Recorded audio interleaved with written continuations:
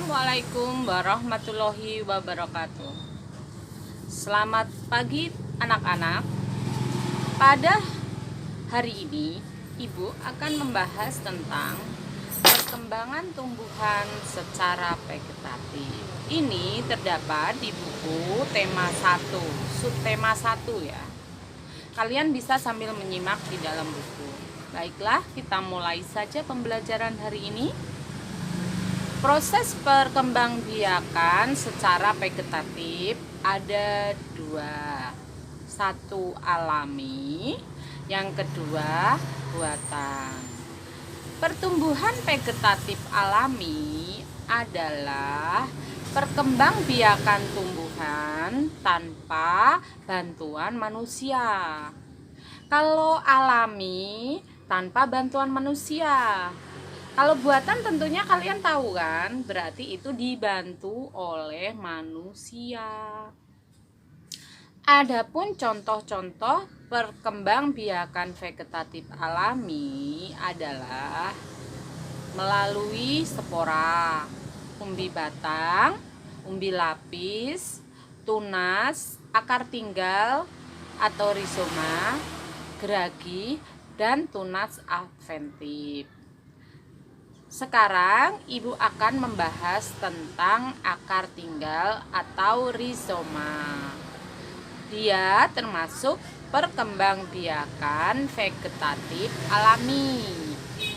Akar tinggal atau rizoma adalah bagian batang yang tumbuh menjalar di tanah. Jadi di batangnya itu menjalar di tanah. Dia berkembang biaknya di dalam tanah dengan menjalar. Contohnya seperti kunyit, temulawak, jahe, alang-alang, dan lengkuas. Jadi cara menanamnya yaitu dipendam di dalam tanah, maka dia akan berkembang biak dengan sendirinya. Yang tadinya kecil nanti akan lama-lama menjalar menjadi banyak. Itu namanya yang disebut perkembangbiakan rizoma. Kalian bisa mencobanya atau mempraktekannya di rumah kalau ingin mengetahuinya secara langsung. Ciri-ciri akar tinggal atau rizoma antara lain batangnya menyerupai akar tetapi berbuku-buku. Jadi di dalam kayak contohnya kunyit itu di dalam batangnya itu yang panjang itu kayak ada ruas-ruasnya kayak buku gitu. Yang kedua, pada setiap buku terdapat daun yang menjadi sisik tipis. 3. Pada sisik tipis tersebut terdapat tunas. Maka kalau kita menanam kunyit di dalam tanah yang awalnya sejari, itu kita tanam di tanah, kita sirami, nanti kalau tumbuh lama-lama akan menjadi banyak karena dia tunasnya itu menjalar ke samping-sampingnya itu.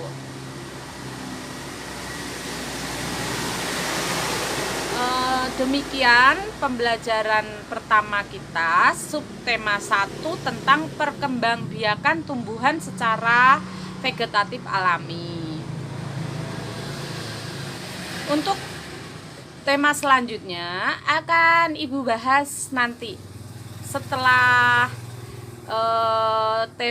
subtema 1 ini selesai kita bahas, nanti Ibu akan membuat video pembelajaran selanjutnya.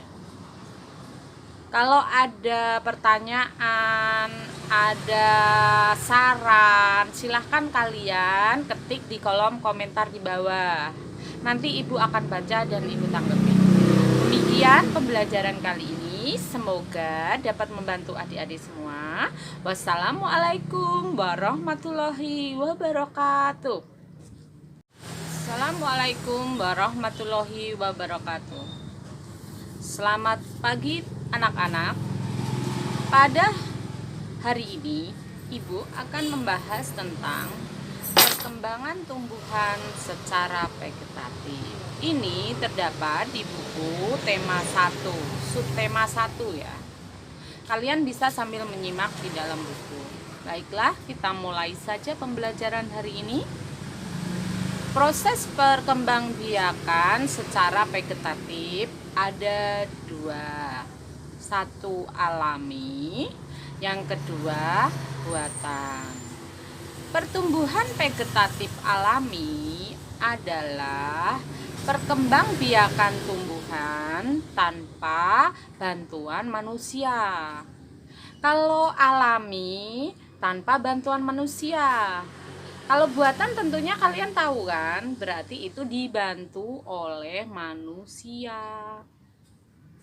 Adapun contoh-contoh perkembangbiakan vegetatif alami adalah melalui spora, umbi batang, umbi lapis, tunas, akar tinggal atau rizoma, geragi, dan tunas adventif.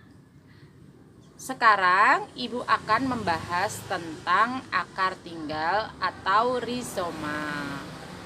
Dia termasuk perkembangbiakan vegetatif alami.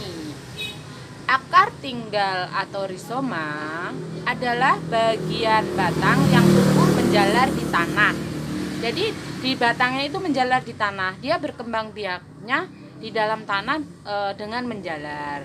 Contohnya seperti kunyit, temulawak, jahe, alang-alang, dan lengkuas. Jadi cara menanamnya yaitu dipendam di dalam tanah, maka dia akan berkembang biak dengan sendirinya. Yang tadinya kecil nanti akan lama-lama menjalar menjadi banyak. Itu namanya yang disebut perkembangbiakan rizoma. Kalian bisa mencobanya atau mempraktekannya di rumah kalau ingin mengetahuinya secara langsung. Ciri-ciri akar tinggal atau rizoma antara lain batangnya menyerupai akar tetapi berbuku-buku. Jadi di dalam kayak contohnya kunyit itu di dalam batangnya itu yang panjang itu kayak ada ruas-ruasnya kayak buku gitu. Yang kedua, pada setiap buku terdapat daun yang menjadi sisik tipis. 3. Pada sisik tipis tersebut terdapat tunas. Maka kalau kita menanam kunyit di dalam tanah yang awalnya sejari, itu kita tanam di tanah, kita sirami, nanti kalau tumbuh lama-lama akan menjadi banyak karena dia tunasnya itu menjalar ke samping-sampingnya itu.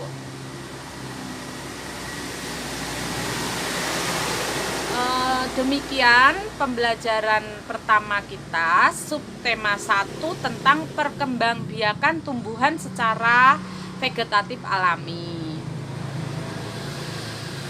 Untuk tema selanjutnya akan Ibu bahas nanti setelah subtema 1 ini selesai kita bahas, nanti Ibu akan membuat video pembelajaran selanjutnya. Kalau ada pertanyaan, ada saran, silahkan kalian ketik di kolom komentar di bawah. Nanti Ibu akan baca dan Ibu tanggapi. Demikian pembelajaran kali ini. Semoga dapat membantu adik-adik semua. Wassalamualaikum warahmatullahi wabarakatuh.